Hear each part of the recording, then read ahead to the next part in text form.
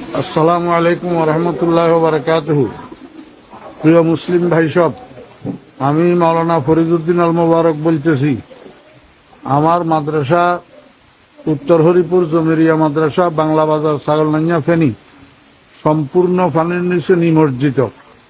মাদ্রাসার tin set ঘরগুলা দেখতেছেন আপনারা, সম্পূর্ণ পানির নিচে, এবং রান্নাঘর পানির নিচে, মসজিদের ভবন এবং মাদ্রাসার ভবন নিচতলা প্রায় বেশর্ধেক পানির নিচে। মাদ্রাসার নিচে নামলেই অঠাই পানি, যেখানে ছাত্র শিক্ষকদের মাথার উপরেও এক হাত পানি। এমতো অবস্থায় আমাদের খাওয়া দাওয়া, পায়খানা প্রস্রাব অসুবিধা হইতেছে, খাওয়ার পানির অসুবিধা হইতেছে। আপনারা দেখেন, এই শতাধিক ছাত্র শিক্ষক মাদ্রাসায় পানিবন্দী হইয়া রয়েছে। এই অবস্থায় হৃদয়বান মুসলমান ভাইদের এবং বিভিন্ন স্বেচ্ছাসেবক সংগঠন